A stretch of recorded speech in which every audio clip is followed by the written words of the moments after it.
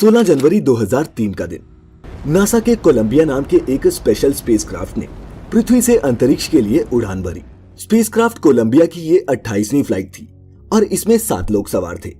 16 दिनों तक इन 7 एस्ट्रोनॉट्स ने स्पेस में कई एक्सपेरिमेंट्स किए और फिर 1 फरवरी 2003 के दिन वक्त आया इन सभी का पृथ्वी पर वापस लौटने का। सभी एस्ट्रोनॉट्स बहुत खुश थे। सब कुछ प्लान के हिसाब से चल रहा था। विमान पृथ्वी के वायुमंडल में प्रवेश करने ही वाला था कि अचानक उससे संपर्क टूट गया और एक सन्नाटा छा गया। ग्राउंड टीम ने कुछ देर बाद बताया कि कोलंबिया अंतरिक्ष में ब्लास्ट हो गया। और दोस्तों, अगर आपने इस हादसे के बारे में नहीं सुना है तो चौंक जाएंगे ये जानकर कि इन 7 एस्ट्रोनॉट्स में हमारे भारत की कल्पना चावला भी शामिल थी।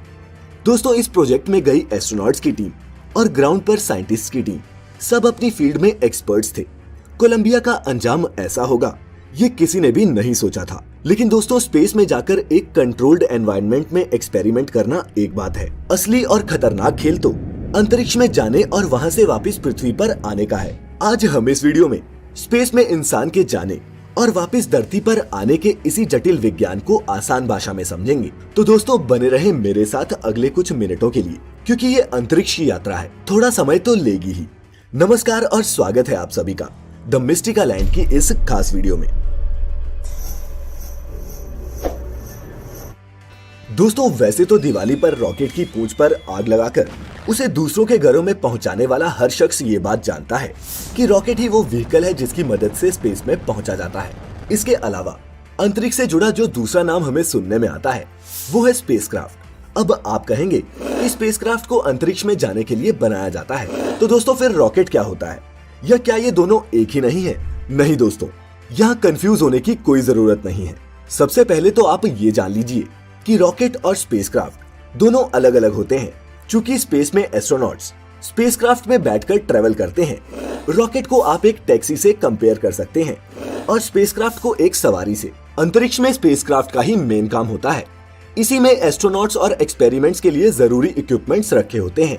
यहाँ समझने वाली बात ये है कि अंतरिक्ष में जाने के लिए रॉकेट और स्पेसक्राफ्ट दोनों जरूरी है, क्योंकि जिस स्पेसक्राफ्ट में अंतरिक्ष यात्री को पृथ्वी से स्पेस में भेजा जाता है उसे रॉकेट के इंजन से ही जोड़ा जाता है और वही उसे अंतरिक्ष तक पहुंचाता है। इस पूरे प्रोसेस को और बेहतर तरीके से समझने के लिए पहले हम ये जान लेते हैं कि रॉकेट काम कैसे करता है। तो दोस्तों, न्यूटन का 3rd लॉ ऑफ मोशन कहता है कि हर एक्शन का इक्वल एंड अपोजिट रिएक्शन होता है। जैसे हम जब जमीन पर बॉल उछालते हैं तब बॉल जिस स्पीड से हमने नीचे मारी होगी उतनी ही स्पीड से वो वापस उछलती है। एक rocket 3rd law of motion के इसी सिद्धांत पर काम करता है। ढेर सारे फ्यूल के कंबशन से पैदा हुए थ्रस्ट का इस्तेमाल करके ही रॉकेट जमीन से उठता है। यहाँ आप एक और चीज समझ लें कि जैसा कि आप सोचते हैं कि वो लंबा सा गोलाकार यान रॉकेट होता है, तो दोस्तों आपको बता दूं कि हकीकत में रॉकेट सिर्फ एक तरह का इंजन होता है जिसका काम अंतरिक्ष तक अपने पेलोड को पहुंचाना होता है। पेलोड में कुछ भी हो सकता है, एक सैटेलाइट, साइंटिफिक इक्विपमेंट्स, अंतरिक्ष यात्री से लेकर स्पेस प्रोब भी। हवाई जहाज की तरह ही एक रॉकेट को भी काम करने के लिए ईंधन की जरूरत होती है। जब ईंधन जलता है तब उसमें से गर्म गैसेस निकलने लगती हैं। अपनी बनावट की वजह से एक रॉकेट इंजन इन गैसेस को नीचे की तरफ छोड़ने लगता है, जिससे एक थ्रस्ट या फिर धक्का पैदा होता है और रॉकेट हवा में उठने लगता है। दोस्तों, एक रॉकेट और एरोप्लेन के इंजन में सबसे बड़ा फर्क ये है कि एरोप्लेन को अपने ईंधन को जलाने के लिए हवा में मौजूद ऑक्सीजन की जरूरत होती है। वहीं दूसरी तरफ एक रॉकेट धरती के वायुमंडल के साथ साथ अंतरिक्ष और बेहद कम दबाव वाली जगहों में भी उड़ सकता है, क्योंकि इसका इंजन ईंधन को जलाने के लिए जरूरी ऑक्सीडाइजर्स अपने साथ लेकर उड़ता है। इसके इंजन को बाहर से ऑक्सीजन लेने की जरूरत नहीं पड़ती, इसीलिए ये कहीं भी और कितनी भी ऊंचाई तक उड़ सकता है। एक रॉकेट इंजन में 2 तरह के ईंधन या फिर प्रोपेलेंट्स का इस्तेमाल किया जाता है, लिक्विड प्रोपेलेंट और सॉलिड प्रोपेलेंट। लेकिन खास तौर पर एक स्पेस शटल में लिक्विड फ्यूल का ही इस्तेमाल होता है। मेन रॉकेट इंजन के अलावा इसमें बूस्टर रॉकेट्स भी लगे होते हैं जो इसे पृथ्वी की कक्षा से बाहर निकालने में जरूरी एक्स्ट्रा पुश देते हैं। चूंकि बूस्टर रॉकेट्स का इस्तेमाल पृथ्वी की कक्षा के अंदर ही होता है, इनमें सॉलिड प्रोपेलेंट्स का ही इस्तेमाल किया जाता है। फ्यूल खत्म होने के बाद ये मेन रॉकेट इंजन से अपने आप अलग हो जाते हैं और बाकी का रॉकेट अपनी आगे की जर्नी पर निकल जाता है। तो दोस्तों, अब मैं ये समझूंगा कि आप सब रॉकेट क्या होता है, कैसे काम करता है, ये समझ गए होंगे। अब बढ़ते हैं स्पेसक्राफ्ट की तरफ।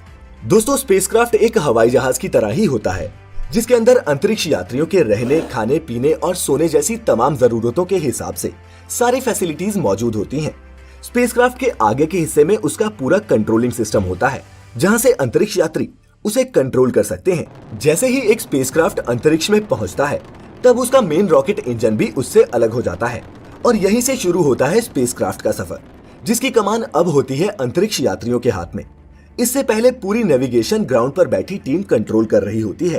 अंतरिक्ष यात्री इस स्पेसक्राफ्ट को ठीक उसी तरह से चला सकते हैं जैसे कोई पायलट एरोप्लेन को उड़ाता है।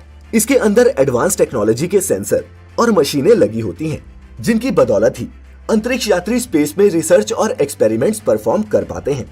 दोस्तों, अब ये साफ है कि स्पेस ट्रेवल के लिए एक स्पेसक्राफ्ट और रॉकेट का होना जरूरी है। इनके बिना ये मुमकिन नहीं।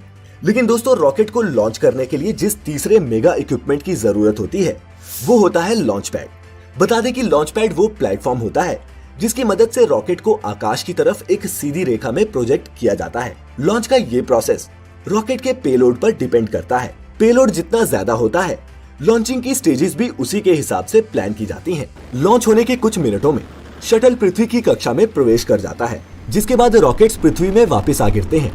दोस्तों, आपको ये भी बता दूं कि एस्ट्रोनॉट्स पृथ्वी की कक्षा से ज्यादा दूर नहीं जा पाते।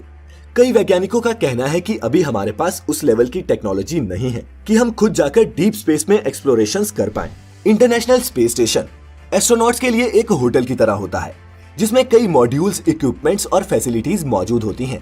अंतरिक्ष में जाने वाले ज्यादातर एस्ट्रोनॉट्स अपनी रिसर्च और एक्सपेरिमेंट्स को ISS या फिर इंटरनेशनल स्पेस स्टेशन से ही परफॉर्म करते हैं। ISS पर कैसी होती है एस्ट्रोनॉट्स की जिंदगी, डिटेल में जानने के लिए आप हमारी एक दूसरी वीडियो देख सकते हैं, जिसमें हमने एस्ट्रोनॉट्स की स्पेस लाइफ के हर पहलू के बारे में डिटेल से बताया है। उस वीडियो का लिंक आपको डिस्क्रिप्शन में मिल जाएगा। लेकिन अभी हम ये जानेंगे कि अपने सभी एक्सपेरिमेंट्स करने और कई दिन स्पेस में बिताने के बाद ये एस्ट्रोनॉट्स धरती पर लौटते कैसे हैं। आप में से कुछ कहेंगे कि जिस तरह वो रॉकेट के जरिए स्पेस में पहुंचे थे, उसी तरह एक रॉकेट के जरिए वो पृथ्वी पर वापस आ जाएंगे। लेकिन दोस्तों, अगर आप ये वीडियो ध्यान से देख रहे हैं तो आप जानते होंगे कि स्पेसक्राफ्ट के साथ वापसी के वक्त कोई रॉकेट होता ही नहीं। अंतरिक्ष में पहुंचने के बाद रॉकेट उससे अलग हो जाता है।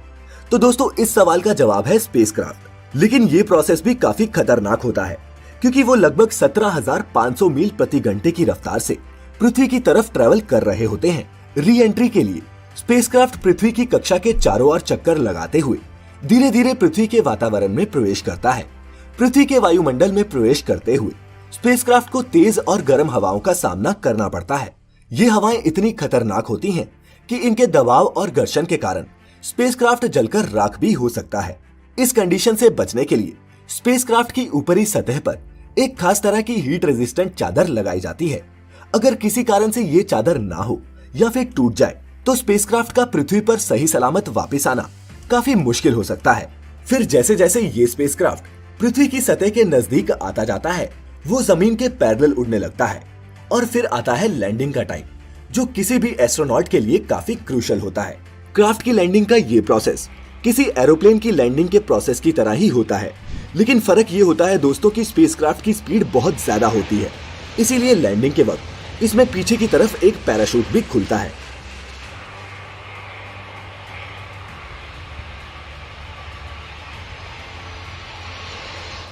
और दोस्तों, इसी तरह पृथ्वी पर अंतरिक्ष यात्री वापस सही सलामत पहुंचते हैं। स्पेसक्राफ्ट की लैंडिंग भी एयरपोर्ट रनवे पर ही कराई जाती है और इस दौरान एरोप्लेन की तरह ही स्पेसक्राफ्ट के पहिए भी खुल जाते हैं। हालांकि मरकरी, जेमिनी, अपोलो और सुयोज जैसे कुछ स्पेसक्राफ्ट्स की लैंडिंग समुद्र में भी कराई गई थी, जिसे स्प्लैशडाउन कहा जाता है। लेकिन ये प्रोसेस अब कम ही इस्तेमाल किया जाता है, क्योंकि इसमें स्पेसक्राफ्ट के डूबने का खतरा बना रहता है, जो अंतरिक्ष यात्रियों के लिए घातक साबित हो सकता है। और दोस्तों, अगर आपने कभी ध्यान दिया हो तो स्पेस से आने वाली हर तस्वीर में अंतरिक्ष यात्री सफेद रंग के स्पेस सूट में ही दिखाई देते हैं। लेकिन दोस्तों, जब एस्ट्रोनॉट स्पेस के लिए रवाना होते हैं या फिर वापस पृथ्वी पर आते हैं, तब उन्होंने ऑरेंज कलर का स्पेस सूट पहना होता है। ऑरेंज स्पेस सूट को एडवांस्ड क्रू एस्केप सूट कहते हैं, जबकि सफेद स्पेस सूट को एक्स्ट्रा वेहिकुलर एक्टिविटी सूट कहते हैं। इनके पीछे भी एक खास कारण है। दरअसल ये दोनों ही स्पेस सूट अंतरिक्ष यात्रियों की सेफ्टी को ध्यान में रखते हुए डिजाइन किए जाते हैं। स्पेस सूट का रंग ऑरेंज होने के पीछे की सबसे बड़ी वजह ये होती है कि इसका रंग दूसरे रंगों से ज्यादा विजिबल होता है। इस ऑरेंज सूट को स्पेस में जाते वक्त और स्पेस से वापस धरती पे आते वक्त पहना जाता है, ताकि अगर जाने या आने के समय कोई दुर्घटना हो जाए तो अंतरिक्ष यात्री को उसके सूट के रंग की मदद से आसानी से ढूंढा जा सके। ऑरेंज सूट में पैराशूट और नाइफ जैसी कई चीजें अटैच्ड होती हैं, जिससे किसी दुर्घटना होने की स्थिति में एक अंतरिक्ष यात्री की जान बच सके। साथ ही इस सूट में एक लाइफ राफ्ट भी होती है, जो पानी के संपर्क में आते ही अपने आप खुल जाती है। वहीं बात करें सफेद स्पेस सूट की, तो अंतरिक्ष यात्री स्पेस में इसे इसलिए पहनते हैं ताकि वो अंतरिक्ष के घने अंधेरे में दूर से ही दिख जाए।